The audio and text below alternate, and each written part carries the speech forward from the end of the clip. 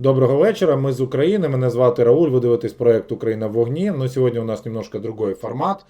Формат інтерв'ю. Рауль в пошуках правди. Сьогодні в гостях у нас дуже цікава людина. Ну я сподіваюся, це Олександр Хмара.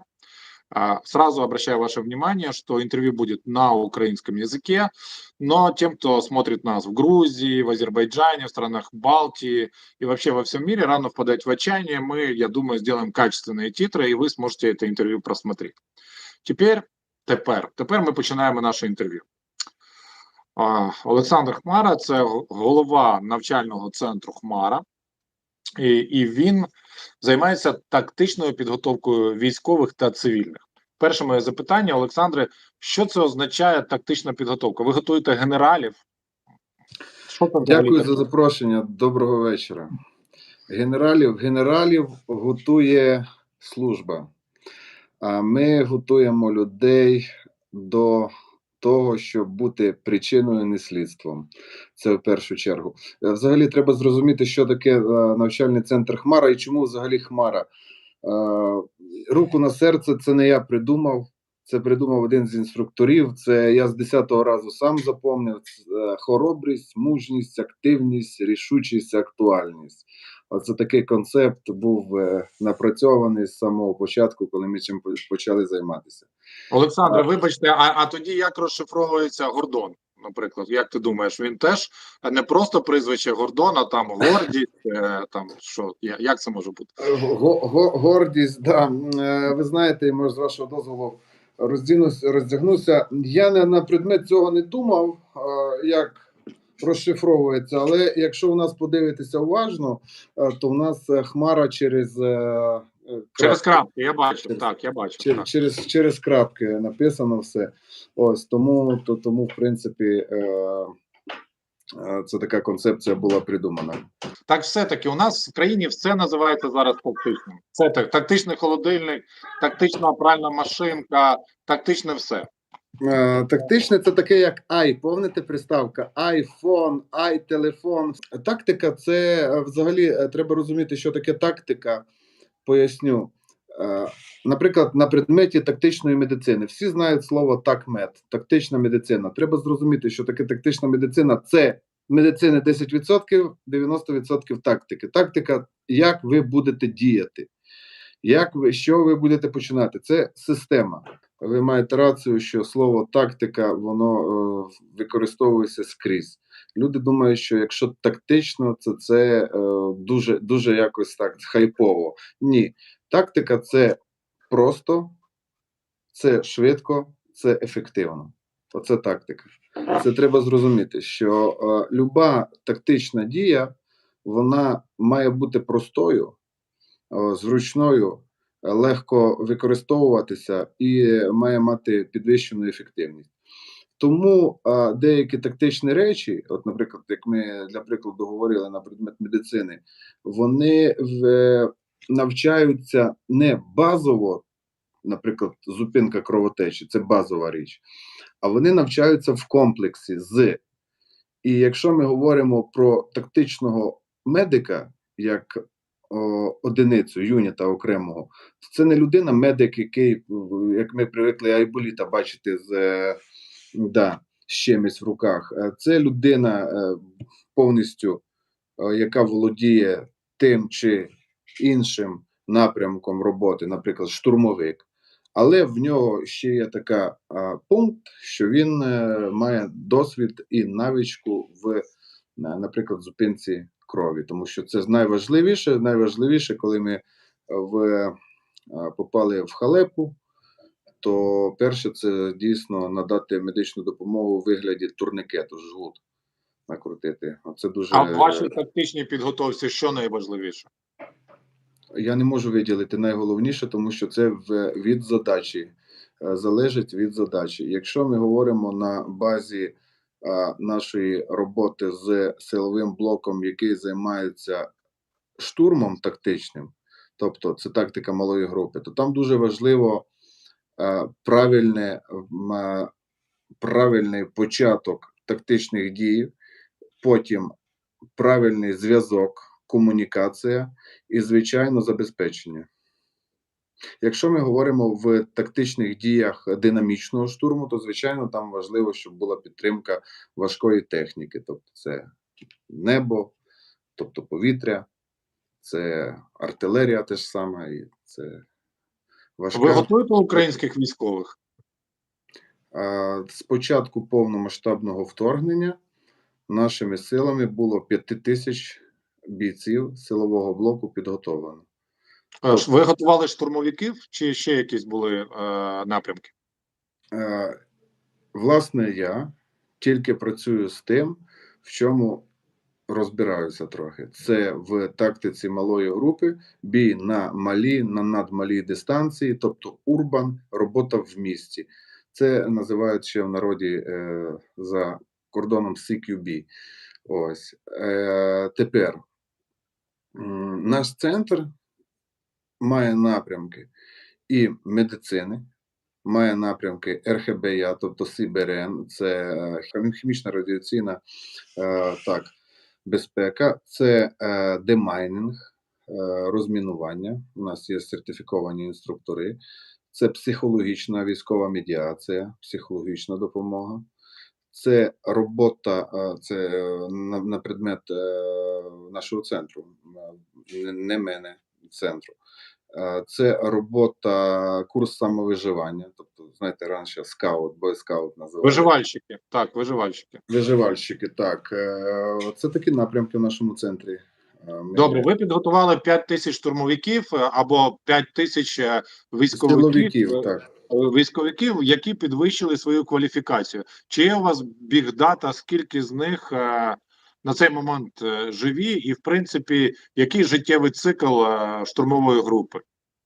За бігдатою. Ми розуміємо, що людина може прожити і 10 років на війні, і померти в 70, але ми говоримо про бігдату. Дуже добре питання. Таке питання ще, чесно, це не це вам комплімент, але це таке питання ще ніхто не задавав. Зі словом бігдата я дуже добре знайомий, тому що в минулому я займався IT-бізнесом, а саме бігдатою. Відповідаючи на це питання, хочу зазначити, що цикл штурмовика, його поміряти от так, що взяли і поміряли його, це практично нереально.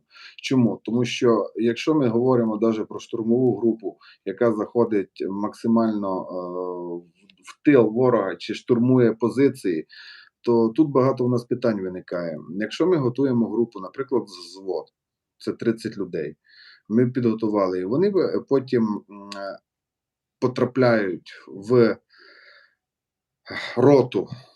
Рота – це 100 людей, де 60 людей не підготовані, і вони починають разом це працювати. Це починається таке слово дисонанс. Перше. Друге, якщо ми готуємо в реаліях, але з зазначенням, з приміткою, що наче в акваріумі, що має стільки того бути, стільки того, таке БК, таке озброєння, таке оснащення має бути. Якщо одне чогось чи щось не вистачає, звичайно, результат кінцевий буде змінюватися. Ні, Олександр, я розумію, що давайте говорити про сферичного коня в вакуумі. Да? Тобто ви вчилися і, наприклад, вам на курсі казали, хлопці, там, виживаємость нашого штурмовика, вона становить там протягом року там 50% є шанси, що він виживе. Є ж така статистика умовна. Знаєте, коли йдете на співбесіду, то кажуть, питають, скільки у вас процентів є. Там, Да, 50 на 50. Правильно, у вас є 50% відповідь ні, і 50% відповідь да. Але насправді ні. Насправді ситуація ось така, що якщо ми маємо такий приклад наведу, на базі 5-го окремого штурмового полку сухопутних військ України, де я був прикомендований інструктором 3-й штурмовий батальйон, я готував одних з перших 60 людей, 2 взводи, які їхали в Британію, саме отримувати досвід від фахівців Великобританії, а саме в штурмовій роботі. То в мене ці всі дані є, я це все можу вам після надіслати, можете. Що зворотній зв'язок бійці мені давали зворотній зв'язок, який. Я кажу: "Ну, вам подобається?" Каже: "Нам, каже, нормально, а британцям подобається". Я питаю: "Чому?" Каже: "До прикладу, у них штурм норматив 20 хвилин, ікс будівлі, ми не говоримо конкретно, ми робимо його за 7". Чому вони ламали стереотипи? А дуже просто. Тому що, наприклад, британці питають: "А що ви тут будете?" Наші питають британців робити. Ми тут будемо артилерію чекати чи небо чекати, а наші що? Що є у нас? Те взяли, дослали, пішли. Дуже дуже просто і легко зрозуміти, що якщо ми зрівнюємо чи будемо звертатися до книг, чи до тої філософії чи науки, про яку розказували, що штурм це 1 до 3. Тобто, якщо у нас на позиції сидить 10 чоловік, то нас має по книжці штурмувати 30 чоловік. То це да, це правильно, це книжка. А якщо роздивлятися в наших реаліях, коли на Бахмутському напрямку на нашій позиції сидить 10 чоловік, а сторона ворога іде 10 чоловік, потім ще 10 чоловік, потім ще 50 чоловік, потім ще 100 чоловік, то наші хлопці відбивають. Але є проблема логістики. Боєкомплект закінчується, має здатність закінчуватися, правда? І тоді вже до чого ми звертаємося? Життєвий цикл штурмовика, як людину, яка фахівець, має досвід і може працювати, якщо в нього є належне забезпечення, він триваліший, ніж людина, яка з куском залізяки без боєкомплекту. Питання дуже добре, але на нього тяжко відповісти в сьогоднішніх реаліях, тому що нам єдине, що я хочу сказати, це не на правах реклами, це від серця, від душі. Нам потрібно воювати технологіями, гнучкістю, хитрістю, не тільки хоробрістю. Чому? Тому що наш ворог має більше техніки, більше боєкомплекту, більше людей. В нього тип і стратегія військових дій, вона спрямована вперед. Якщо не хочете йти вперед, ми вас тут. Ну, я можу деякі приклади розказати, якщо цікаво буде потім, як то було. Ми про це поговоримо також. А яка ваша експертність, Олександр? Де ви вчилися на інструктора? Як ви стали інструктором? Ви ж займалися і IT, людина багатьох професій. Як ви стали інструктором? Дивіться, у мене інструкторство – це не мій хліб і ніколи не був моїм хлібом. Це те, що мені весь час подобалося. Ще з 2013 року я почав займатися, є така стрільба МКПС, міжнародна, знаєте, може? Ні, Не чули? я дуже цивільна людина. Міжнародна конфедерація прикладної стрільби. Ось, я почав цією справою займатися. Потім була змога пройти курси різного типу CQB. Це робота в будівлі, робота на малій, на надмалій дистанції. І так, згодом, коли в 2014 вже році прийшла війна, у мене деякі, я задаю людям питання: у вас є зброя, ви її купили. Якщо ви не вмієте нею користуватися, то це кусок металу. Ось, і з цим прикладом тільки в 2013 році я пішов навчатися. В 2014 році дійсно у мене був досвід інструкторський. Мене запросила одна людина, мені каже: просто дуже допоможи, там батальйон Київ-1, Київ-2, треба деякі речі прості зробити, підготувати людей. І інструктор – це не приклад того, що людина, яка пройшла, чи знає, чи не знає. А інструктор – це перший методист, і це як губка людина, яка може побачити, може виявити і може правильно направити. Звичайно, має бути досвід. Я не кажу, що це люди стають інструкторами, просто давай будеш інструктором. Але ця історія ще почалася в 2013 році.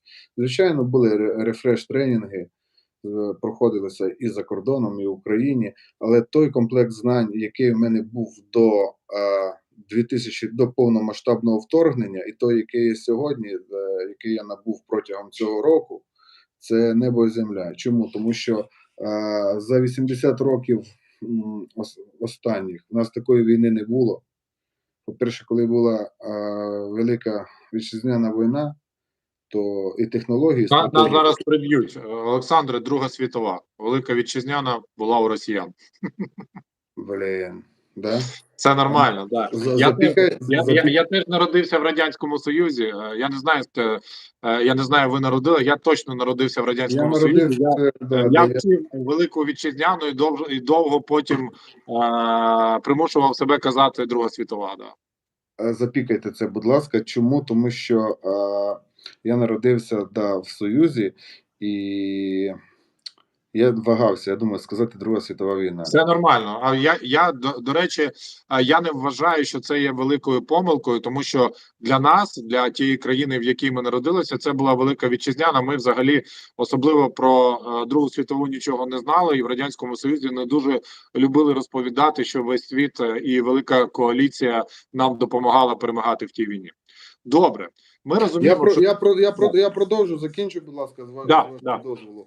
Ось, і відповідаючи на ваше питання, можу сказати слідуюче, що були такі речі, і ми зустрічаємо їх в медицині, в тактичній, які протоколи писалися, вони були теоретичні, як практика показала, але погано це практика, тому що ця вся практика, цей досвід пишеться кров'ю. І тактика вся, яка є в світі, вона теж написана кров'ю, чиюсь кров'ю. І знаєте, коли це наших побратимів, нашого народу коснулося, і коли це пишеться нашою кров'ю на нашій землі, це, звичайно, це немає слів для опису і для того, щоб дати якісь оцінки, характеристики цьому. Але можу одне сказати точно, що ми учимося, ми навчаємося кожного дня. І ті люди, яких я готовий, які повертаються з зворотнім зв'язком, хтось каже, ти знаєш, я використав 20% знань, хтось каже 70%, хтось каже, взагалі нічого не дійшов.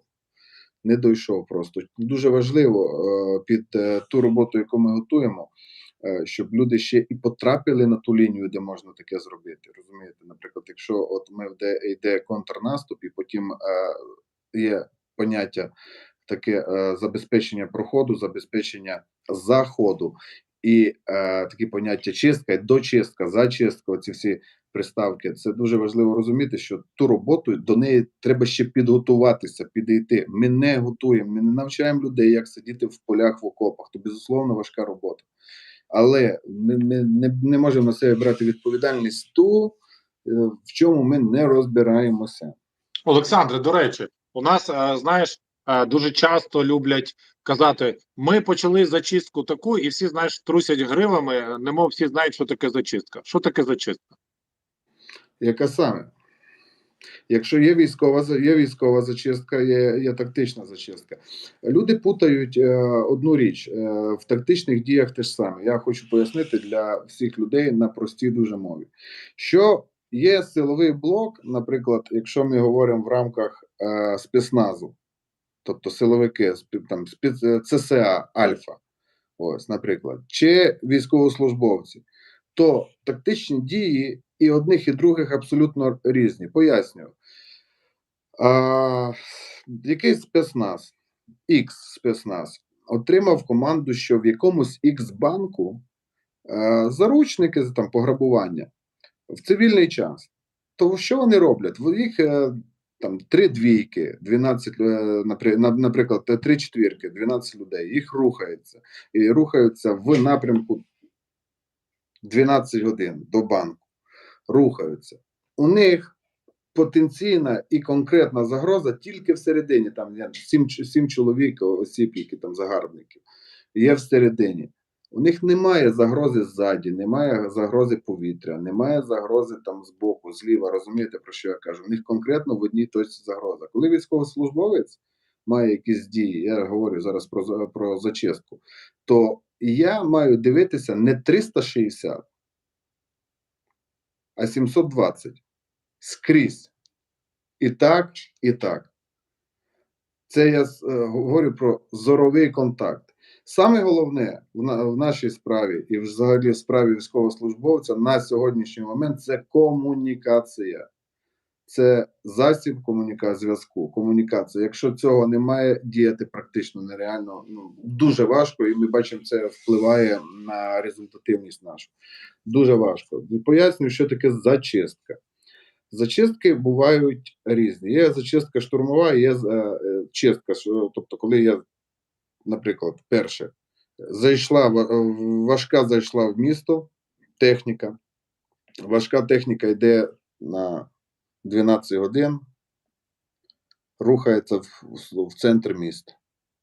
Наприклад, візьмемо, для прикладу, Ірпінь. Ось. Зі сторони Києва, міста Київ, по вулиці Університетській, рухаються вже колони наші, заходять. Уже там, де є потенційна якась загроза, використовують в напрямку загрози техніку важку, байдуже яку. Ось. І заходять максимально далеко до точки, куди можуть зайти, укріпляють позиції. Це починає чистити місто, це штурм міста. Але потім йде зачистка міста. Що це таке? То коли там штурмові групи заходять і практично кожну ділянку, це сектор називається, кожен сектор, що називається, прочісують. Ось. Як це робиться? Це робиться тактичними діями малої групи, береться сектор, береться це підрозділ, який задіяний, розбивається на ту же малу групу, і йде робота, є різні роботи, називають там, є прямолінійна робота, є робота клинами. Ну, я можу про це довго розповідати. Справа не в тому, як це використовується, а справа в тому, що це таке взагалі, щоб розуміти. І, між іншим, хочу сказати, коли покидьки покидали місто Бучу після окупації, і всі люди цивільні кричали, чому наші війська, Збройні сили не доганяють і не знищують покидьків. Є таке поняття наступати на плече, на лікоть ворога. Що це таке? Це в нас втрати можуть вирости до 70% за нашої динамічної швидкості. Ми ж не знаємо, що там, в якому місці там міна, в якому місці там, тобто заміновано, де розтяжка, де яка пастка. І тому є такі дії, тактичні дії, оце тактика, це стратегічні дії, як діяти, які потрібно знати і дійсно на них не то, що вчитися, вони є такі речі, на які практично навіть вчитися не треба, знати їх треба теоретично. Це такий приклад, як, наприклад, що потрібно робити, коли граната взривається. Ну, там всі знають лягати. Питаю курсантів, біля кого був взрив гранати. Що вони відповідають? Ні біля кого, ніхто руку не піднімає. Тобто не обов'язково знати і проходити щось на практиці, достатньо теорії. Чудово. За якими протоколами ви вчите? Як це все виглядає у світі? Взагалі, ми вчимося зараз за натівським протоколом, ізраїльським протоколом. У кожних країн різні протоколи навчання. У нас, Олександр, ви добре знаєте, зараз справжній зоопарк з технікою, тому що всі допомагають усім, чим можна. І вся ця техніка, вона хоча і одного калібру, але натівських стандартів, але вона вся відрізняється. Якщо ми говоримо про піхотинців, які навчаються в Британії, які навчаються у вас, які навчаються в Хорватії, в Іспанії, це все одні й ті ж самі протоколи, чи вони різні? Тут треба різні протоколи. Треба зрозуміти, що у нас при всій повазі до Збройних сил України, до командувачів, я розумію, що всі до командування, я розумію, що всі не можуть відразу зробити щось, вибити те, яке багато років проростало і проросло. Я попередив армію радянських часів, про неї іде річ. І одним днем це все не можна зробити. Звичайно, Україна буде і переходить на натівський стандарт.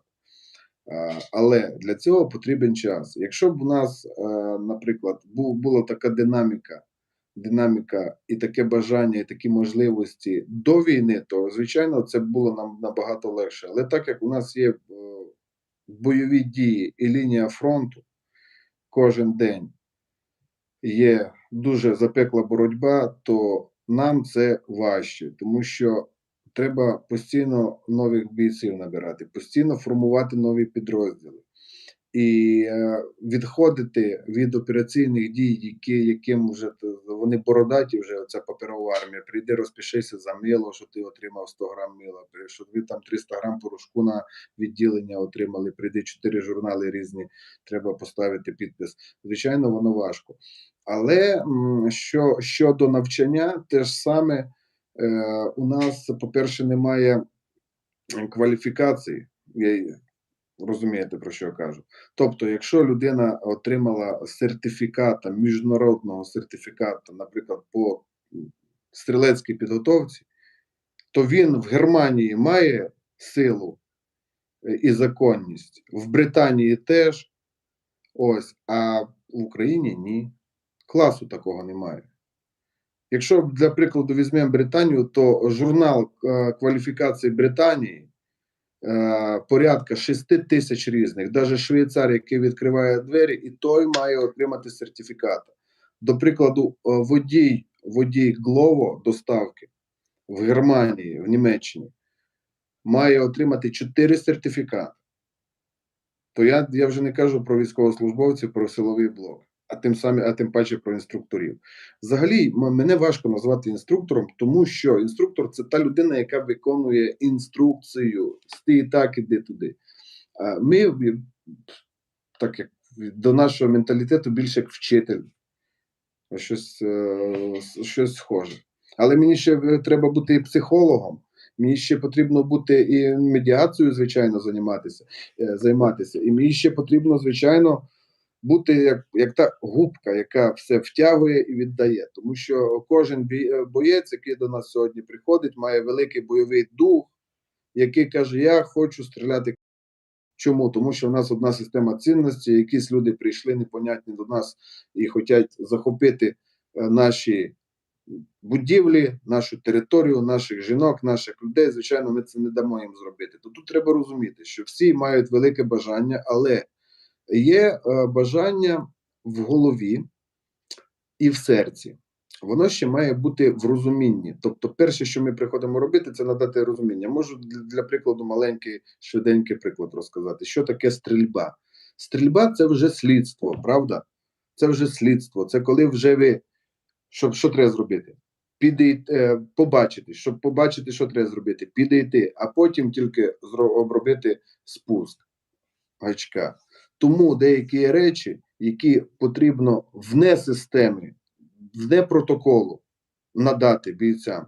Тому що коли ми беремо людину, яка працювала, до прикладу, барменом, ось, і він приходить в лави Збройних сил України. Йому відразу зараз там розказують, як він в Бахмуті буде стріляти москалів, до прикладу, то цей патерн не підходить до праці. Чому? Тому що ця людина, яка була, я поговорю такий банальний, простий приклад, яка була в цивільному житті барменом, працювала на роботі, жила, як всі ми, спокійним життям, то зараз їй не то що динаміку, а таке взагалі незрозуміле, навіть в фільмах Голлівуду такого не показують, що там коїться. Відразу паттерн такий побудувати і застромити в голову, він не буде працювати, буде дисонанс. Тобто це треба побудувати горизонталь, фундамент якийсь, до прикладу. Брати його цивільне життя, де він жив, це швидко робиться, це може важко пояснювати, але я робити це дуже швидко можу і вмію. Приклади з його цивільного життя. Правильну підготовку робити. Наприклад, та же стрільба, якщо ми говоримо, тобто мінімум 4 типи психологічного навантаження є, я це розказую, на стрільбу, про стрільбу. От, можу продовжити. Якщо стрільба в нас в тирі, чи на полігоні, ви ж ходили в тир на полігон? Так. То як там працює? Перша техніка безпеки, інструктор розповів. Друга техніка безпеки і третя техніка безпеки, да. Так точно. Розповів, дав зброю, напрям стрільби туди. Взяли запобіжник, патрон в патронник. По команді там стрільба, огонь, ап, людина відкриває пон. Це все, відстрілялася, подивилася результат. Це один такий психологічний патерн, психологічна ситуація навантаження одного типу. Другого типу, наприклад, людина на полювання пішла. Оце вже десь стоїть, там, може помиляюся, може ні, номер, по-моєму, називається. Стоять, бо я один раз в житті був там. Стоїть люди на номері, вже стоять, якийсь загон іде, вже щось шелустить, щось бігає, десь там незрозуміло, десь що як. Тобто вже треба так трошки вже І ніхто не дає команду стріляти, ти сам вирішуєш. бачите, ви вже інструктор. Да. Нема команди, правда. Тобто у вас вже є право вибору. Тобто ви вже сам починаєте діяти. Другий тип. Третій тип який? Стрільба в людей. Тут Це важливий момент. Олександр, дивіться. Я думаю, що ви чудово знаєте цю статистику. Її оприлюднювали британці після інциденту з Гранадою, і за їх статистикою вони зрозуміли, що готові вбивати в Збройних силах Британії 2-3% піхотинців, а всі інші або просто не стріляють, або стріляють 100% розуміючи, що вони поверх голов починають стрільбу, тому що вони не вбивці, і вони вбивати не хочуть і не будуть. Ви хтось вчить взагалі вбивати? Як це все відбувається? Ну, такого терміну в методологіях Я розумію, що так це, мабуть, не називається. Такого терміну немає. І якщо посилання брати до того ліквідувати, чи робити захист, чи давати відпір, є така методологія, і ми вживаємо такі слова. Що таке ліквідувати ворога? Ліквідувати ворога – це не тільки його вбити, розстріляти, як ми думаємо. Ліквідувати, якщо ворог відступив і втік, це він теж ліквідований. Якщо він покинув ту позицію, чи то місце, чи ту локацію, чи ті координати. Тобто, давайте будемо, так, з вашого дозволу, слово ліквідація, тобто зачистка ворога, прив'язувати з локаційним простором, там, де людина знаходиться. І тепер звертаю увагу, якщо в якому виді там буде то знаходиться, чи там буде тіло, знаєте, чи не буде там тіла, чи залишиться від того тіла щось, чи не залишиться щось від того тіла. Це вже, звичайно, ситуація, з якою наш ворог буде контактувати. Якщо ви, звичайно, і попадає людина під артилерію, що від нього залишається, чи перед там? Нічого. Якщо там, як про полон, знаєте, як про полон кажуть, що в полон, я не здамся в полон. Ви знаєте, не дай Бог, але в полон можна і прийти до тями, ти в полоні. Так, ти можеш не знати, що ти в полоні. Контузило. Чому, між іншим, ви знаєте, чому в Ізраїлі не здаються в полон? Чому в Ізраїлі не здаються в полон? А тому що статистика така, що на одного цахаловця, військовослужбовця сил армії Ізраїлю, іде обмін 50 терористів, вони просять. Ну так, ми знаємо історію, що і 1000 поміняли на одного солдата. І тисячу, звичайно. Ну, я вам так... Тобто, статистично в середньому 50 терористів на одного солдата, так? Ви знаєте, я не вивчав статистику, але де я був, там, де я трохи проходив навчання, то там, в принципі, цифра була 50-100, дійсно. Ось, це за звичайного, за рядового, ну, тобто, за звичайного, не ранговий офіцер, за звичайного солдата. За рангових офіцерів я можу... І тобто в ізраїльській армії солдати розуміють, що це дуже буде велика шкода, якщо він потрапить в полон живим. Не потрапляти, не доходити. Полон – це теж уже якась практично неправильно спрямована тактична дія була використана. Тому що в стратегії немає такого прописаного, що стратегія в нас константа, тактика – це динаміка, вона може змінюватися. Ні в одній стратегії я не бачив, щоб хтось писав, треба потрапити в полон. Ну, якщо це, звичайно, не якісь спецагенти, які виконують якесь спецзавдання, яке саме в полоні, там ще когось треба ліквідувати, і потім, фільми. Фауда, наприклад, там серіал є такий. Він дуже смішний, але цікавий. Але цікавий, там деякі такі речі, які ми можемо дійсно знати, а є які речі ми не можемо знати. Та все ж, Олександре, а який відсоток українських солдатів готові вбивати і вбивають на фронті? Мені здається, що цей відсоток набагато більше, ніж британські солдати, які тоді не дуже розуміли, що і як. Як у нас це? Ще я трошки розширю поняття. У нас дуже різна війна. Ми добре знаємо статистику, що 90% наших втрат і у росіян це втрати від артилерії і мінометів. Ти не знаєш навіть, як ти загинув. Просто прилетіло на цьому, тебе розібрало, ти там помер лютою смертю. Але бувають такі міста, наприклад, як Бахмут. І там вже я розумію, йде війна, ту, яку добре розумієте ви. Да? Оце Бахмут це таке поле бою, де малими групами зараз всі воюють. Ми говоримо про Бахмутський напрямок чи про місто Бахмут? Про місто Бахмут, про те, що зараз відбувається всередині міста. На Всередині короткій дистанції, про які ви казали. бій в місті це 50 метрів. Це коли ворог на 50 метрах, коли ми зможемо 50, максимум 100 метрів, це більше нема. Це бій на малій дистанції. На надмалій дистанції це коли, так скажучи, я можу перейти до рукопашного бою. Тобто це сверхмала річ, і ви стоїте за дверями, я заходжу. Це вже коли ти вже стільки помилок зробив, що це вже така бій відчаю, мені здається. Ні, чому ні? Це не відчай бій, це дуже реальна ситуація. Можете, до прикладу, знайти інформації, куча. Місто Ірпінь, Буча, той же Бахмут, коли ми заходимо до будівлі, і там є ворог, і він ховається, і він же розуміє, що він там, як це все можна робити? Олександр, а це вже він помилився тоді, що він там залишився? Звичайно, якщо ми ж розуміємо, чому на предмет Херсону, пам'ятаєте, коли звільняли Херсон, то чому всі там громадськість давайте. Ну, буває, є така річ, яка треба почекати, голодовка БК, І вони самі підуть. Голодомор, і деякі речі є.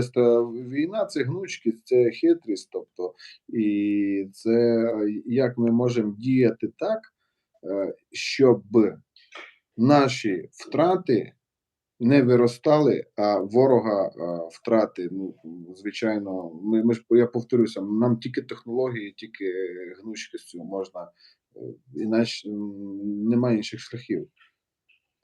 Коли кажуть, що от там в них танки 30-х років, я не заперечую, але той танк стріляє, хоча б один раз це зброя. Вона вбиває. А в нас немає кнопки F6 і F9. Зберегтися і завантажитися. Один шанс. Байдуже, в чому ви там одягнені, яка екіпіровка, там, якщо прилітає танк, це, не дай Бог. Добре. Я, чесно кажучи, так і не зрозумів, чи взагалі можливо навчити людину вбивати, чи вона народжується вбивцею. Я зараз вам відповім. Ми просто, вибачте, перескочили трохи. Я відповім на ваше питання дуже легко. Всі народжуються Каїн Авель. Хтось більше жертва, хтось більше хижак.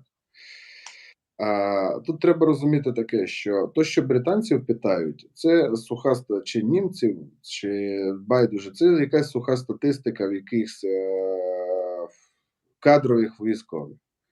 Навіть якщо це спецпризначенці, то я вам з свого досвіду можу сказати, що люди, які в спецпризначенні, у них там такий відбір, якщо ми говоримо про, наприклад, спецназ британський СААС, що там таких питань ніхто не задає. Ні, там ніхто не думає про такі речі, про них вони подумали ще у 16 років. Да, ось. І тому це кадрові якісь військові службовці, срочники, що їх називають, і їх можна зрозуміти. Тепер на предмет вбивць. Армія – це логістика. Чому золоті м'ячі дають нападаючим? Чому група Океан Ельзи знають тільки Вакарчука? А що, клавішник, чи гітарист, чи продюсер, була б група без них? Ні. Тому і та людина, яка спускає на гачок, розумієте, це хай буде ті 2%, які вони сказали, чи там 20%, чи 30%, а 70%. Пацанам не треба напередок водичку підвести? Це все абсолютно зрозуміло, що війна – це економіка, гроші та логістика. До речі, скільки обслуговує одного штурмовика інших солдатів? Та ні, штурмовики – це самостійна одиниця. Але ж їм теж треба привезти БК, їм треба якусь зробити медичну допомогу, ще певні якісь речі організувати, щоб привезти пальне, відремонтувати техніку, яка в них є, так? Ну, це ж, якщо ми говоримо про забезпечення, то, наприклад, батальйон 556 чоловік. І всі думають, що 556 чоловік Всі воюють. всі воюють. Всі воюють. Там 380 людей, 360 людей це бойова група, а остальні це забезпечення різного характеру. Тобто, це від Це клавішники, гітаристи, вони не співають. Вони не співають, але вони приймають участь так, щоб всі остальні, хто співає, то, що ви сказали, була і їжа, і були одягнені, і був боєкомплект, і було топливо, на чому проїхати. Тобто це велика система, яка не може давати помилку, збій на якийсь з зупинок. Ось, тому що весь організм зупиниться. Що б хотів сказати на предмет емоційного стану наших бійців, той, який на сьогодні. Обробку спуску робити, це розділимо на ліво-право, чи там на 1 на 2. Коли людина в засідці сидить, взяла снайперську гвинтівку, і за дистанцією 800 метрів бачить ціль, їй треба обробити спуск. Це один тип. Коли впав як мішок ворог. Ну, а коли, наприклад, ножиком і останній раз дивитися в його очі, це вже трошки можна і не спати. Чи ви його прямо розстрілюєте, як той, помните, царство йому небесне, наш козак. От коли так, то вже трошки по-другому. Навіть моторошно відео дивитися, правда? Абсолютно вірно, да. Це не кіно, ти розумієш, що так воно виглядає в Да, житті. це не кіно, це не спрацювання детонаторів з кетчупом. Ось, це реальність. І це трошки по-другому все виходить. І тут треба розуміти те, що люди, які проходять відбір в штурмові групи, саме в штурмовій групі, чи навіть звичайна піхота, ну, це, піхота ті ж самі функції виконує, просто вдруге як працює. Штурмовик заходить на позицію, штурмує позицію, максимальна задача довго протриматися, щоб підійшла піхота підійшла, лінія укріпилася, штурмовики вийшли. От, на забезпечення, спорядження, другу позицію штурмують. Ну, так я так бігло розказав, там, хто буде дивитися, фахівці, не давайте цьому оцінок, тому що я сказав. Я думаю, що фахівці розуміють, що ми зараз в форматі інтерв'ю, і ми не можемо всю методологію вашу переказати. Це навіть не моя методологія, тому що все залежить від дуже багато є факторів, на які ми не можемо повпливати. Це знову ж таки забезпечення. Добре, що нам партнери допомагають. Ось, з далекобійними ракетами, ось, з боєкомплектом. Треба теж розуміти, що в нас, наприклад, в нашому полку 5-му штурмовому, тепер вже бригада, було забезпечення на озброєнні зброя 7,62х39, тобто платформа 47-й автомат Калашникова, але 60, по-моєму, чи то другого року застава югославська, ну, це ліцензія, під якою збиралася. Да, добра зброя, треба почистити, щоб вона не клинила, але і так постійні проблеми на якомусь там X пострілі, якась була проблема, затримка, чи ще щось, тобто проблема взагалі. І нема питань, переозброєння було на калібр 223 Ремінг, тобто ось 5,56 на 45. Ну добре, зброю дали, дайте ще й БК. БК не бойове, те, яке, ну, виїжджає на фронт, а дайте нам БК постріляти, потренуватися. Тому що тут питання, знаєте, всі їдуть, давай настріл, там 10 тисяч патронів на стріл, а вони кажуть, який настріл? Це я про москалів сказав, що от ну, вони таке дають, я десь бачив інтерв'ю, у нас у кожного настріл 10 тисяч патронів. Ну, по-перше, вони ще рахувати не вміють, ну, це розділіть на 30. Ось, кількість патронів в магазині.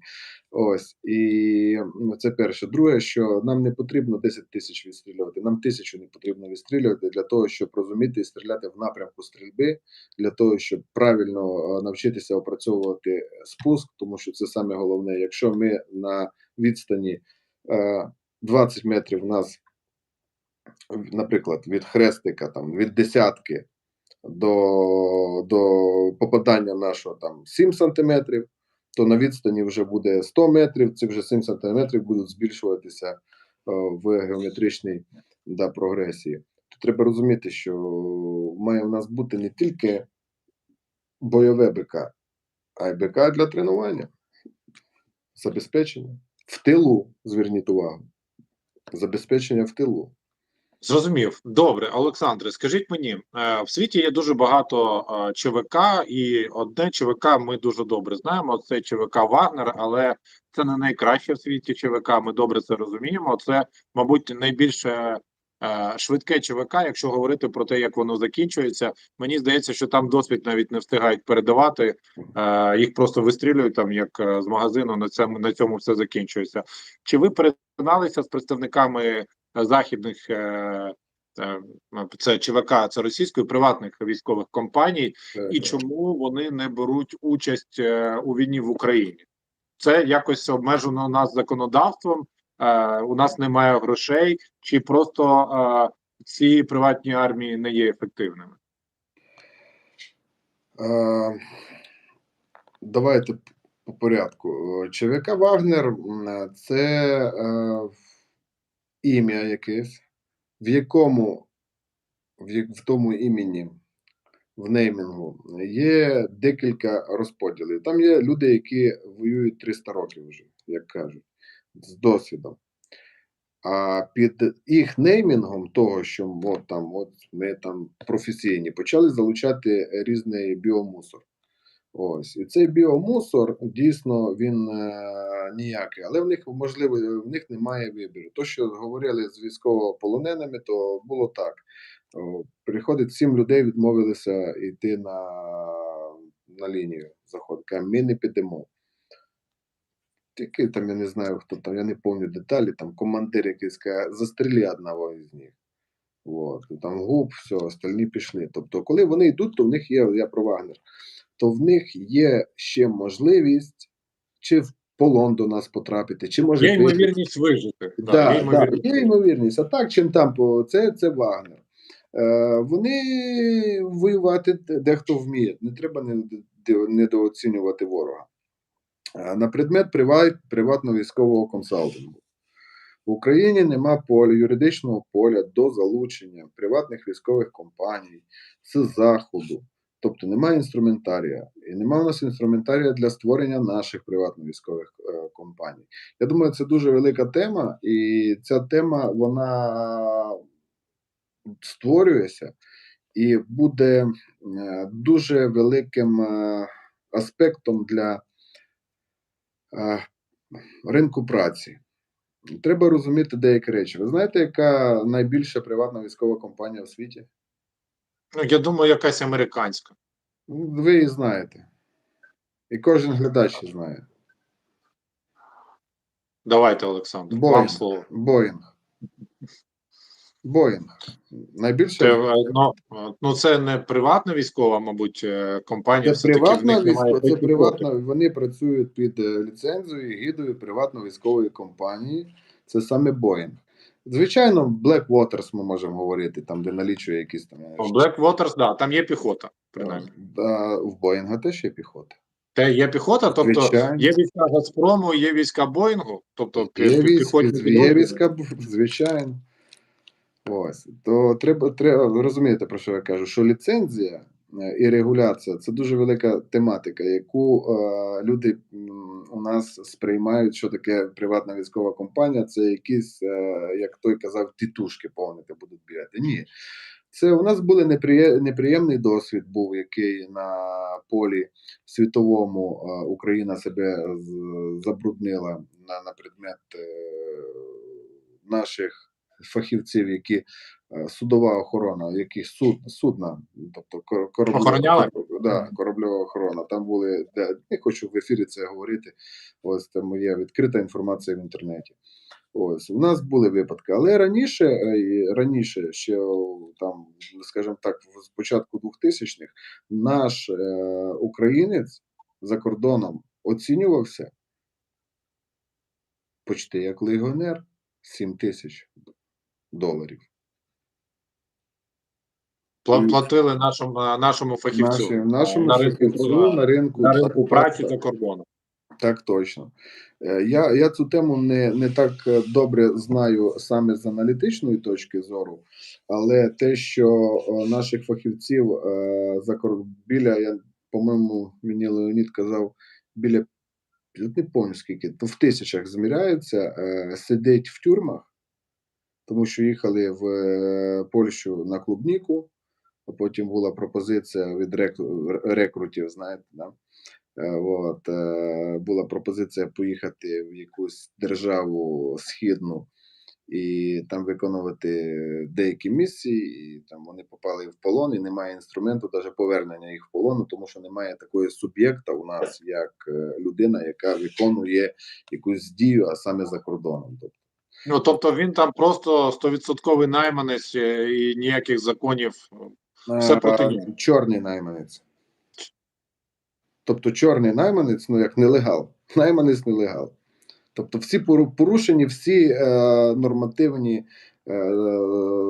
мова параграфів нормативна, вся абсолютно порушена там законна структура того процесу, який може.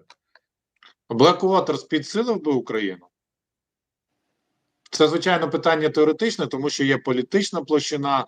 Тут би почалося це американці, вони вже на українській землі, ви бачите. Але якщо ми говоримо про військових професіоналів, я вам скажу, і нігерійці, і африканці би підсилили Україну. Любий юніт, який сьогодні може і хоче воювати за Україну, він підсилить нашу армію. А Blackwaters – це люди, які це їх хліб, вони кожен ранок прокидаються, і це кожного дня в них одне і те саме тренування. Звичайно, підсилили. Є другі організації, які тут далеко не ходити не треба, але треба розуміти, що у нас в державі найбільші полі. У нас є, я потім розкажу про полігони наші окремо, щоб не стрибати. Звичайно, підсилили. У нас любий фахівець підсилить. Любий фахівець підсилить. А що ви думаєте, Олександре, після війни буде нарешті прийняті закони, наприклад, і про приватні військові компанії, і зміни в Кримінальному кодексі? Ну і, звичайно, як ви ставитесь, ну, я б відсотків на 200 думаю, що я знаю, як ви ставитесь до короткоствола, до того, щоб дозволити українцям нарешті володіти цією зброєю. Як ви до цього ставитесь? Ну, якщо дивитися на досвід держав, які попереду нас в економіці, я маю на увазі, в законному полі, правовому полі Америка, то чому так легко в Америці піти, взяти пістолета і піти тобто купити просто пістолета, чи в оренду взяти, чи придбати для себе? Тому що в кожному селі, в маленькому, є тир, є полігон, є місце для відстрілу. Тобто, коли людина йде наприклад, в казино, а друга йде в театр, то це засіб відпочинку або засіб для отримання адреналіну, енергії. Це одна справа. Я не кажу про самозахист зараз. Я про це не кажу. Для захисту є правоохоронні органи, для самозахисту дійсно є якісь предмети, які можуть нам допомогти. А саме зброя, тобто короткоствольна, холодна, всім треба вміти користуватися. Моє відношення до цього, якщо, звичайно, я за, якщо це буде в правовому полі, якщо це буде правильно зроблено, і якщо будуть інструменти для того, як це правильно купити, як з цим поводитися, якщо будуть людей навчати, і буде зроблена інституція правильно, то я за. Якщо це буде хаотично, незрозуміло, звичайно, проти. Тому що у нас зараз і так там якась статистика була, я бачив Міністерства внутрішніх справ, що у кожній там третій машині чи четвертій машині є зброя. Олександре, це, мабуть, відповідь на ваше питання, чи буде це хаотично. Я думаю, що ми вже проскочили той варіант, коли треба говорити про те, прийняти закон чи ні. Мені здається, що нам давно треба прийняти закон, а потім ще провести амністію. Тому що пістолетики це найменша наша проблема. Я не можу розповідати цю історію, тому що там треба доносити, але я чув від людей, які розповідали про інших людей, коли одна людина попросила, каже, привези мені пістолетика, якщо буде можливість. А товариш приїхав, каже, не було в мене, але я ящик гранат тобі привіз. Ну, що є, те привіз. І тому мені здається, що це дуже самовпевнено з боку МВС та нашої держави зараз думати, що ми ще поговоримо або будемо якісь дискусії починати навколо тих самих пістолетиків. У нас ця країна просто насичена зброєю на цю хвилину. І, в принципі, мені здається, що тут питання вже легалізації в цьому. Ви знаєте, я з вами погоджуюся. Абсолютно з кожним словом, що ви сказали, що дійсно є багато зброї. Дійсно, державі про це зараз треба думати. Але ми знаємо, що наша машина, вона є. Який бюрократ скаже, що він бюрократ? Ні, звичайно, він піклується про нас, треба подумати, треба експертну думку, давайте вивчимо досвід усіх країн, а в усіх Група, країнах перше, різний п'яте, досвід. Да. десяте, бред, да. Я згоден. Щодо того, що правове поле має бути до короткоствольної зброї, я тільки за. Я вам наведу приклад. Я спілкуюся з операторами продажу зброї, не на правах реклами, щоб національного характеру. Вони і розташовані і в Києві, і по території України. То статистика до війни продажу короткоствольної зброї, а саме засоб відстрілу гумовими кулями, наприклад, вона там була 70/30. Тобто на користь за короткоствола. То зараз 90/10. Карабіни всі люди купляють. Всі хочуть карабіни, так, я Всі знаю. хочуть Зараз РЕМ 223, всі хочуть 5,56, да. То у нас теж наш навчальний центр написав методичку. Саме тільки закінчили і щось не подумали. І знаєте, про пістолет. Ну, пістолет це така річ, яка з пістолетиками проїхали, тому що завтра треба буде писати методичку про танк, бо з карабінами вже все добре, тепер ще з танком треба якось розібратися.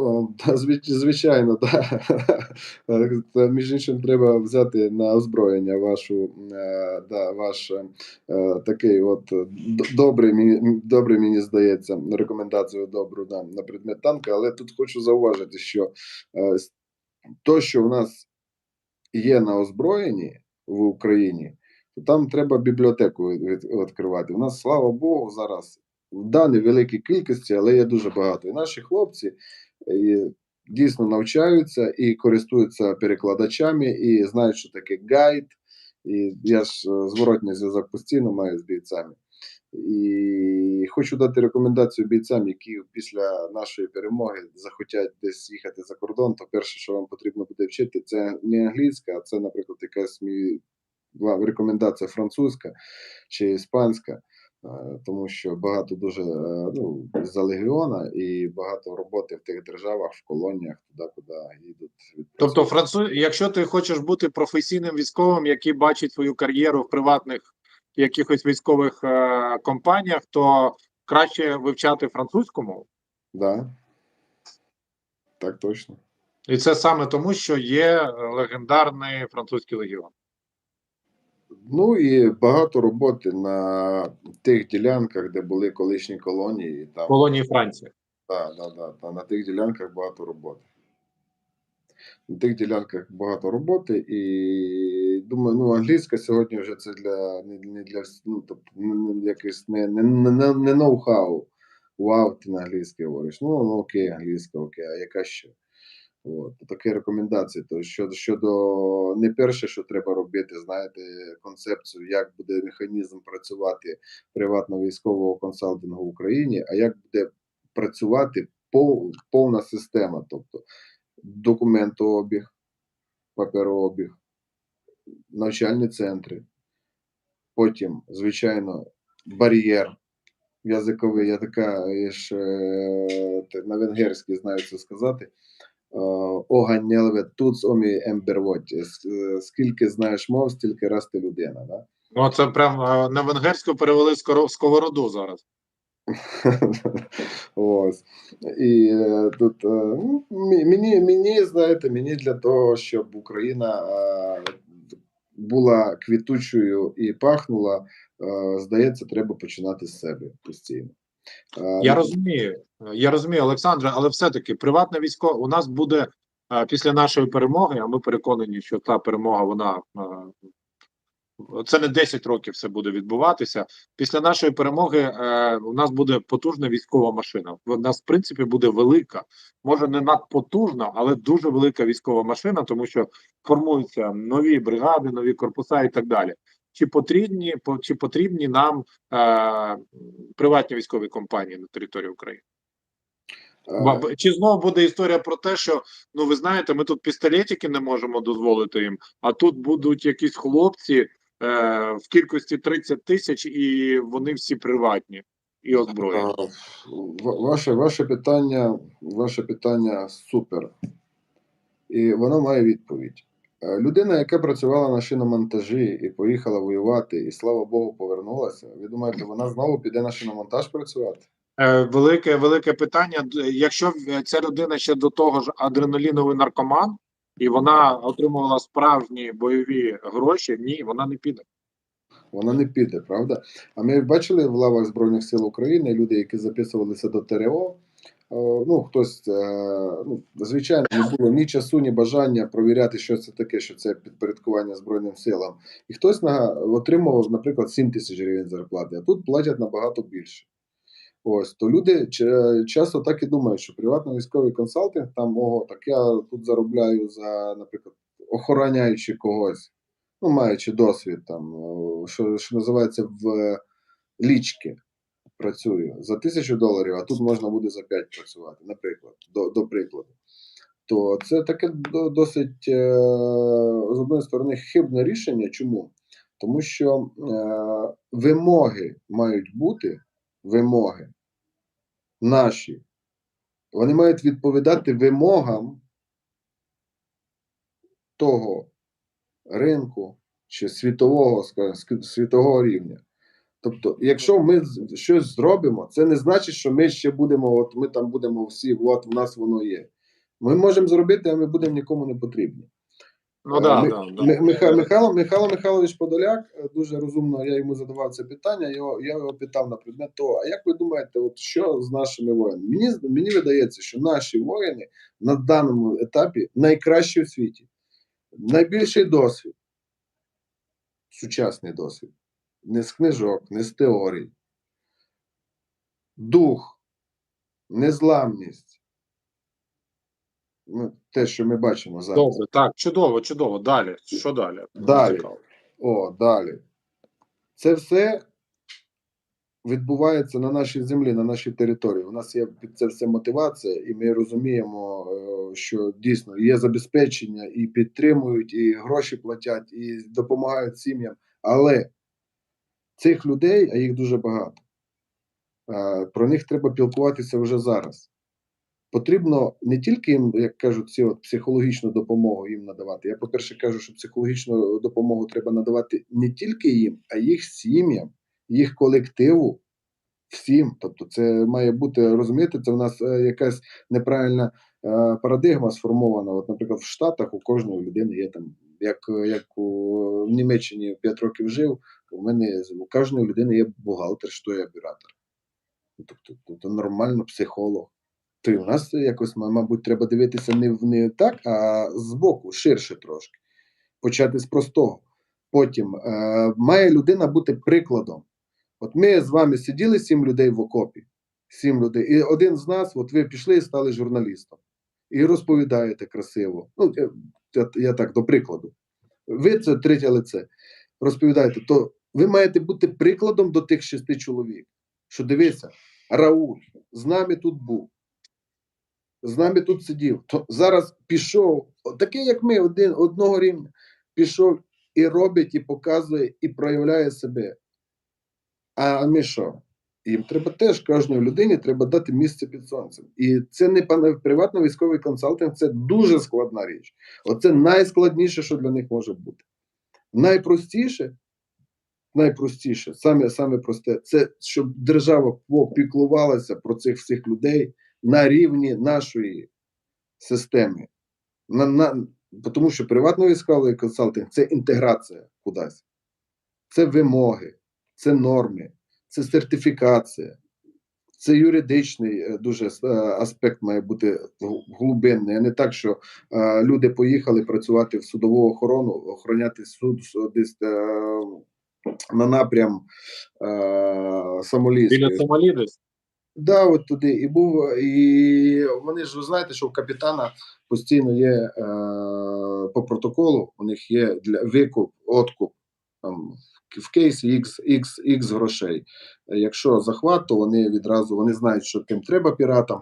А, наприклад, це було відомої світової компанії, нефтяна компанія БП.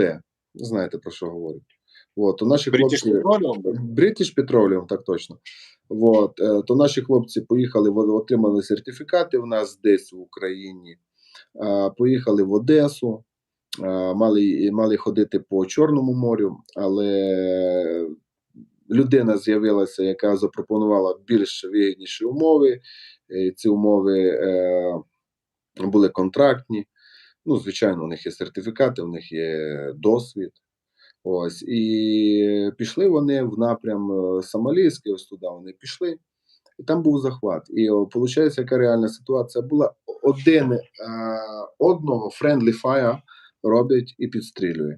Ну, людина виживає, ось, і розбирательство, тобто йде після того юридичне втручання.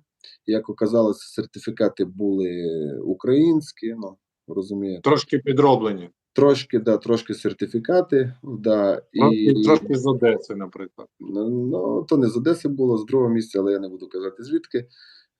І люди, звичайно, ну, ні взад, ні вперед, ну, звільнені, компенсацій ніяких, тому що страхова компанія не може надати компенсацію, але людям не може надати перше, а друге, British Petroleum теж на $5 мільйонів зробив собі великий мінус. І після того British Petroleum сказав, що ні одного українця ми не хочемо, це от відкрита інформація, я можу вам посилання навіть з цієї ситуації. Ну, слухайте, і так буває, ну, що тут сказати, ми ж тут не янголи, чесно кажучи. Ні, ми не янголи, я це ж не розказував, що хтось хороший, хтось поганий, а я розказував про приватний військовий консалтинг, який інтегруватися має в велику систему, яка вже в світі сформована і працює. Так, я зрозумів, Олександре, тобто у нас цього не буде, тому що коли ми говоримо про систему, про системну роботу, про інтеграцію, про це все, я починаю старіти, ну, просто на очах. Бо в мене перед очами сторіччя пробігають, все зрозуміло. Два останніх запитання. Ви дуже часто говорите про психологію, ми дуже добре розуміємо, що посттравматичний синдром – це те, що нас очікує після війни. Як свідчить статистика американців, а вони воюють усюди і завжди, 30% військовослужбовців американських вони отримують в більшій або в меншій ступені посттравматичний синдром. Ще після цього 10% потрапляє в в'язницю військовослужбовців. Ми вже не говоримо про те, хто там, ну, чому вони потрапляють в в'язницю, яка кількість самогубств серед цих 30%. А у нас буде те ж саме, тому що ви, як айтішник, дуже добре розумієте, бігдату не можна обдурити. Що нам з цим робити? Вже зараз. Якщо в нас інтерв'ю буде з добрим зворотнім зв'язком, і ви мене ще раз запросите, я цьому півгодинки про ПТСР саме розкажу. Хто створив, як створив, чому створив, звідки було придумано і чому ця термінологія саме використовується. Але щоб швиденько відповісти на ваше питання, скажу, у вас є ПТСР теж, у мене теж є ПТСР. У кожної Ну, ми людини. тут варимося, звичайно, це просто Да. масштаб травми. Але є різний рівень. Це як контузія. Знаєте, в когось є легка травма. Контузія це акустична травма. Оце стріляв в тирі. Я стріляв, ви стояли біля екстрактору, вас, що називається, оглушило. Це теж контузія, але легкої форми. От. Її не треба лічити, вона не лічиться. Все лічиться. Питання в тому, як підходити до того. То на предмет ПТСР можемо сказати слідуюче, що на даному етапі його лікувати не потрібно, тому що це слідство має вже закінчитися, має вже бути сприятливі умови для лікування, і тоді ми можемо починати працювати. А не так, як ми бачимо, що військовослужбовці повертаються з фронту, і в них є, я не буду жаргоном говорити, просто скажу, зворотнє бажання знову повернутися на фронт до побратимів, до виконання свого такого. Да, так точно, да. Ось. І зараз про це рано говорити. Це ми говоримо, що американці, вони, наприклад, були в Ірак, повернулися з Іраку в акваріум в Америку, у них все добре вдома, але він зразу привик, що він в 5 ранку встає, там під бомбами взривається, чи під пострілами, чи когось спасає, а тут такого на гражданці, що називається, немає. От, там жінка вдома, чи діти бігають, і, звичайно, в нього є розлади. Чи він десь пішов в червінку, прокинув, і там, то, що ви сказали, там другі проблеми в нього починаються. Це дійсно. У нас поки немає спокою. Ну, Тобто з ПТСР можна працювати тільки після того, як починається мирне життя? Після того, як починається мирне життя. Це моя думка, і це думка колег, які дійсно ПТСР теж. Про ПТСР в мене багато чого є розповісти. Я в окремому можу. Дуже цікава тема. Дуже цікава. Останнє запитання. У вас на сайті написано, що ви вчите також і цивільних людей всім можливим тактичним прийомам, які ви знаєте. Скільки треба часу для того, щоб ви навчили цю людину, щоб вона... Знаєте, найбільший страх українця сьогодні, звичайно, чоловіка, так? Призовного віку, це те, що його заберуть зараз, мобілізують, і через 3 дні він буде в Бахмуті. Це не дуже ймовірна історія, але подекуди такі випадки бувають, коли людина, ну не через 3 дні, а через 2 тижні. А неважливо, через вона 2 може тижні. Я бачив через 2 тижні. Да. А її не готували. Ну просто не готували. Так от, скільки треба часу, щоб людину навчити, так, щоб вона на фронті, ну, коли вона починає воювати, вбила не тільки себе, ну, а ще когось, ну, з ворогів, наприклад, ще когось, ще одну людину, наприклад. У нас випадків, що самі себе, самостріла і friendly fire, такого не було, Бог дай і не буде, але реально вам кажу зараз, без ніяких, до місяця, це якщо через день, за 2 неділі, якщо кожного дня можна навчитися від А до Я повністю те, що потрібно знати на сьогодні, з нашим забезпеченням, з нашими діями, які в нас на сьогодні на лінії фронту. Тому що, наприклад, коли ми підемо, дуже чекаємо, щоб ми пішли штурмувати Крим, там нам треба другі дії буде, там насправді вода вже з'явиться, багато води вже буде, там вже друга місцина, топографія друга, там вже треба трошки другі стратегії. Там вже трошки гори є, да. Ну, правильно, я ж, щоб наш глядач без розумних слів на простій мові міг розуміти, про що йде річ. Ось, я розумію, слава Богу, я бачу, ви з вами легко, але тут маємо розуміти те, що за 2 неділі можна, 2 тижні можна навчитися основі військової підготовки. Це людина буде вміти стріляти, буде вміти користуватися зброєю. Що таке стріляти і користуватися зброєю? Чому я це розділяю? Тому що користуватися зброєю – це і носити зброю, і бігати, і доглядати за зброєю, і робити зміну вектора стрільби, і міняти етажність, і третє, і п'яте, і десяте. Буде мати навички базові в першій домедичній допомозі. Звичайно, це буде психологічний курс пройдений. Звичайно, надаємо таку можливість. Це не на правах реклами, це не реклама. Це я говорю, який досвід є. Це в комунікації. Тобто, щоб люди між собою вміли знаходити спільну мову і розмовляти на одній мові. Це дуже важливо, тому що на це багато часу витрачається, коли той чи я серйозно, я один раз бачив таку роту. Я таку роту ще ніколи в житті не бачив, і, мабуть, і це фільм можна зняти. Значить, тракторист, бухгалтер, торговець брилянтами, власник автосалону, кухар, медик, стоматолог Женя, хто ще там був, людина, яка робить на забої курі розбирає. Ну, такого я ще не був, розумієте? І тут треба знайти одну лінію, одну мову, щоб кожен міг, розумієте, вийти на один рівень і розуміти один одного, і не взираючи, хто там є в соціальному житті, в соціумі, чи багатий, чи такий, чи красивий, чи має там, чи немає, яка різниця, щоб розуміли один одного і могли максимально близько бути і діяти. От такі справи мене цікавлять перш за все.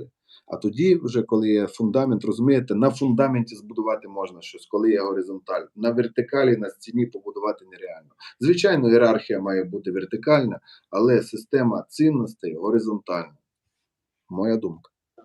Мені дуже сподобалось. Насправді ми з Олександром спілкувалися за кілька днів до інтерв'ю, і я ставив питання, коли ви навчили цього штурмовика всім тактичним діям, чи виросте його, наскільки це допоможе йому вижити? Мені сподобалось, коли Олександр сказав, я не знаю, але це точно допоможе йому виконати поставлене завдання. І, як мені здається, це головна різниця між тим, що ви зараз вчите. Я правильно розумію? Ви вчите людину не виживати в першу чергу. Ну, знаєте, виживати – це вже коли щось погано сталося. Саме слово вижити, правда? Вижити, виживаємо. А чого не процвітаємо, чого не наступаємо, не внічтожаємо? Ну, дуже важко процвітати на фронті, мені здається. То процвітати, ти згоден. Зараз процвітати має у нас природа, нам має природа зараз допомагати в камуфляжі, але однозначно, що коли є поставлена задача поставлена правильно, і є правильне забезпечення, і правильна, саме просте, дорозвідка і підтримка, задачі виконуються на 100%. Якщо є хаос, то скрізь, як в будь-якій другій справі, нічого не вийде. Слава Богу, у нас хаоса менше. Чому у нас хаос? Треба зрозуміти, це не за те, що у нас там спеціалісти чи нема бажання, а за те, що у нас постійно відкривається десь лінія фронту, постійно у нас забезпечення потрібне. Тобто ми з таким машиною здоровою такою воюємо, що я не знаю, що б робили наші другі якісь. От я подивився, як білоруси воювали проти Росії, скільки б ця війна тривала. Розумієте? Мені здається, що дійсно сьогодні у нас дуже цікава розмова. Олександре, ми не є, я точно не є генералом, полководцем, стратегом. Я читав Сунцзи, не дуже багато зрозумів, що він там понаписував, але було цікаво. Але все ж таки в мене практичне запитання до вас. Ви все-таки більш дотичний до армії, можна сказати, певною мірою професіонал в своїй справі. Сьогодні було кілька новин щодо Бахмуту.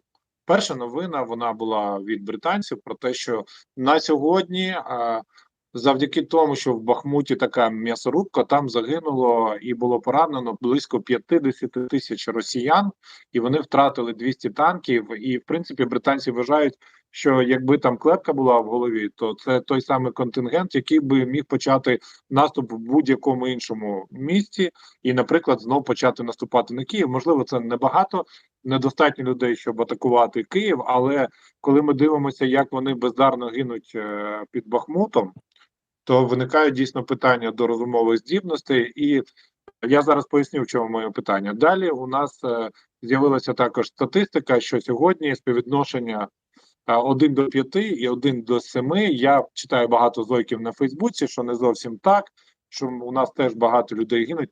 Наскільки, в принципі, перше, такі втрати, таке співвідношення втрат може бути 1 до 5, 1 до 7, тому що це дуже вигідно, звичайно, нашим Збройним силам так воювати. І друге, наскільки взагалі виправданий Бахмут для нас? Минулої неділі на ставці було сказано, що Бахмут, ми не відступаємо, не відходимо з Бахмуту, а саме ще і американські аналітики та експерти сказали, що навіть якщо наша армія, Збройні сили вийде з Бахмуту, то це ніяк не буде впливати на лінію ходу, на лінію фронту та на хід військових дій. Це перше.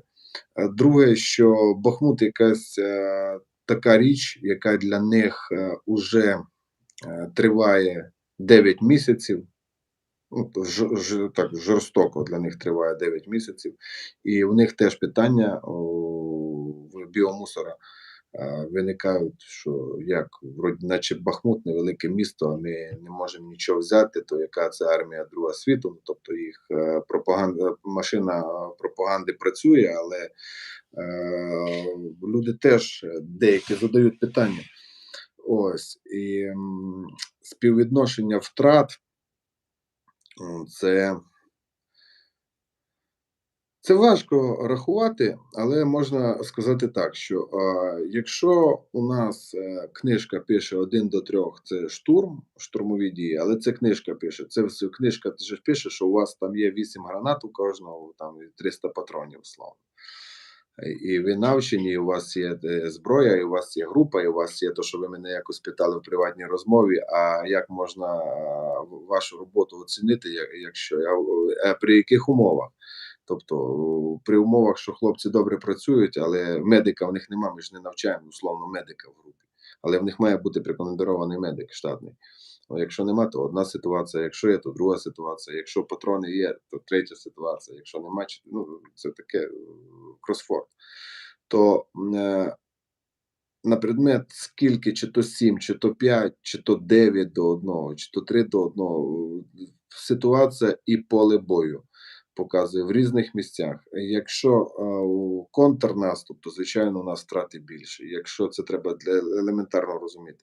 Якщо у нас оборона, то, звичайно, у нас втрати менші. Але 5, я знаю таких, що 1-5, це мені відомо. Це реалістично, якщо ви з тактичної точки зору міські бої, і ось ми класні, а вони не дуже. Ну, дивіться, ви втрати, що ви маєте на увазі? 5 тисячка? Знаєте, що таке 200? 200 знаєте, 300. Так, я розумію. Ну, я думаю, що 1 до 5 – це, звичайно, з медичними втратами, тобто Правильно, поранені, я саме про це говорю. Я не говорю про втрату, я говорю про втрату бойової одиниці, яка вибула з полю бою, це її немає там. Да, чи то вона 200, чи 300, чи потім, чи 1000, це 5 200, між іншим. Не байдуже. Її немає на лінії. Це 1 до 5, це ту інформацію, яку я знав. Я можу цю інформацію поновити. Я вам відверто скажу, у мене стільки просто задач різних, що я не встигаю навіть новини дивитися. І читати, і спілкуватися. Чому саме так? Тому що зараз стоять великі задачі. Ви знаєте, у нас формується гвардія наступу. Гвардія наступу, там по протоколу прописано 3 місяці всіх людей будуть навчати. І буває таке, що я навіть один раз максимум в день їм. І то я сьогодні себе, бачите. А що це взагалі таке? Ну, добре, це вже точно останнє питання. Що це таке взагалі гвардія наступу від МВС? Ну, якщо доволі чудернацьке, так якось виглядає, ні? Ну тут Ні, я не кажу, що це зі знаком мінус. Мені подобається. Мені подобається, коли МВС виглядає героїчним підрозділом, який намагається наступати не тільки там з камерами відеофіксації та поліцейськими в кущах. Мені це подобається. Це покращує їх імідж. мені хтось сказав, я теж задавав, щось ми говорили, як то так на базі Нацгвардії, наприклад, там формується бойова одиниця. І кажуть, ну а чого, хтось мені сказав, я не пам'ятаю хто. А чому Збройні сили не можуть зробити? Чому? МВС робить, і слава Богу. Ну а Збройні сили ми бачимо, як воєнкоми там когось гамсели, тягнуть за ноги. А тут хлопці зробили класну рекламу і повністю укомплектували людьми. І в мене є відповідь. І мені здається, тому що людям сказали, вас будуть готувати. Ви прийдете, ви будете тренуватися 3-4 місяці. Олександр вас буде тренувати. Ось побачите. Це саме так. Це одна дійсно. По-перше, зроблений правильний, що називається правильний економіка поведінки і маркетингу. Правильно зроблена. Абсолютно, це не я кажу щось устрашаюче. Це людям правильно донесли. Дійсно, вас будуть тренувати. Друге, ви будете командою. І третє, туди, куди ви пішли, ви там і будете. І ви пройдете відбір. Саме головне. Тобто рекрути, відбір. Чому так? Тому що сепарація має бути на вході, а не так, що я 3 місяці готую людину на штурмовика, а перед виходом на бойову йому дають снайперську гвинтівку, будеш снайпер. Або наоборот. Це величезна проблема. А потім цього професіонала не можна звідти дістати, тому що в армії когось перевести кудись. Це навіть Залужний не може зробити, я думаю. Чомусь мені здається. Це перевести в перевод в армії, це таке, як в Гарварді диплом отримати, мені здається. Чесно, я вам кажу, я не раз, це кожен там, кожен тренування, якісь люди, ми хочемо. Я сам я наполягаю, що дивіться, людина у вас супер клас, супер там він професійний, от він літає на дроні, він все вміє. Ні, він у нас кулеметник і все. Йолки-палки, в нього 2 сертифікати на дрон. Він розбирається в всій справі. Він до того працював аграріям, дрони робив. Ну, тобто, людина ж знає, він інженеринг, він сам дрони строїть. Ні, він кулеметник у нас. Йолки-палки, як таке бредятина, звичайно. То гвардія наступу відповідає на це питання. Звичайно, це підготовка 3 місяці, це сепарація правильна. Те, якщо у нас є з вами спільний знайомий, да, то в нього трошки зайвої ваги є. То який штурмовик, які забори, які дирки в стінах, розумієте? По-перше, він може бути тараном. Давайте не будемо викреслювати його. Він може бути і щитом, і тараном. Щитом це на крайній випадок, а тараном... Це ви дуже жорстоко вже на предмет щита, але він може другий, зампотилу, наприклад, йому підходить така. Звичайно, ми не можемо людину відправляти штурмовиком, якщо вона не може пробігти 100 метрів. Це абсолютно зрозуміло, а ця людина не збиралася бігати 100 метрів. Я її розумію. А тепер питання. А в цієї людини є хист, є бажання, і є вміння, і є дійсно дух до того, щоб приймати участь і бути там. Так ми маємо тоді знати, не так, що все, ні, бойова єдиниця, пішов, все. Ні. Тоді хоч бути там. То є другі роботи, які виконуються.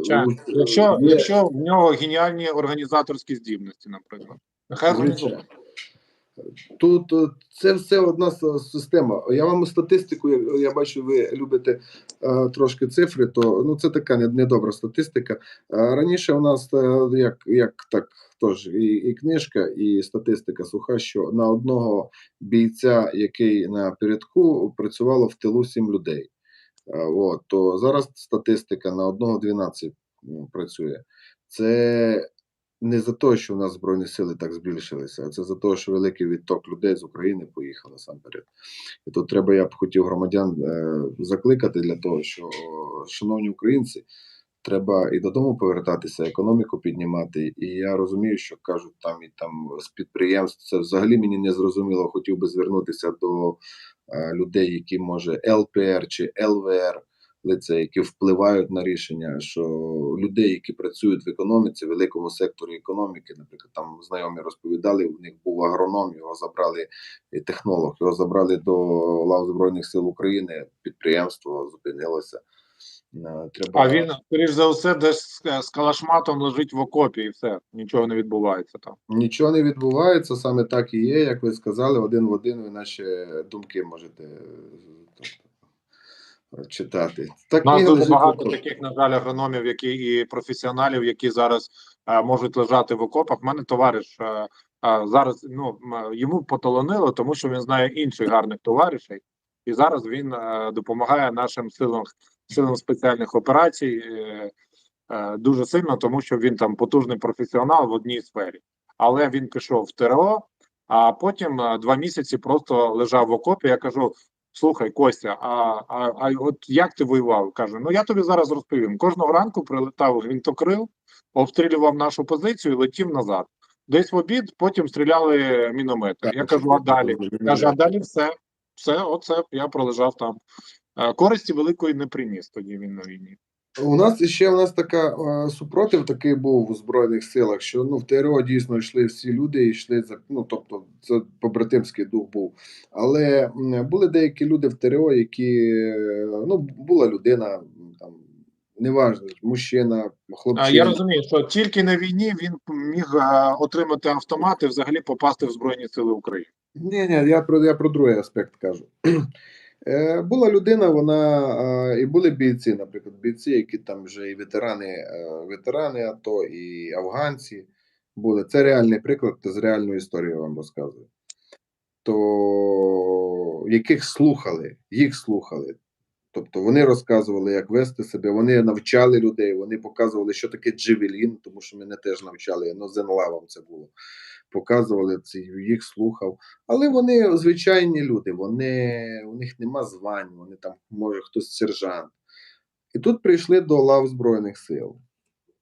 Військову частину, це як на ППД положено. Оказується, та людина, яку навчали, який там тихенько, кажуть, чай носив, а він навчався на військовій кафедрі, в нього є звання молодшого лейтенанту. Так. І він вже все, йому честь віддавати, він вже це чує, і він починає, він по команди починає давати, він взагалі нічого, тут з ветеранами, опитними людьми, люди з досвідом, які вміють, які можуть, ось. Це такий дисонанс був, це до бійок доходило і до того, що є деякі люди, я не знаю, що має на ними якесь правосуддя бути, це під Херсоном було, коли там якісь молоді командувачі такого типу відправляли людей відправляли прямо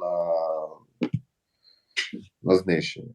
Ну, Олександре, так виглядає війна. Насправді це не завжди ремарка, вірніше, дуже рідко це ремарк, тому що література, вона нам розповідає про якісь речі дуже виняткові. А як я люблю вам казати, абігдата, вона виглядає зовсім по-іншому. Я дуже вдячний вам, Олександре, за те, що ви витратили на нас практично 2 години. Мені було дуже цікаво. Сподіваюся, що нашим глядачам також буде цікаво. У нас в гостях був Олександр Хмара. Дякую вам. Дякую. Слава Україні!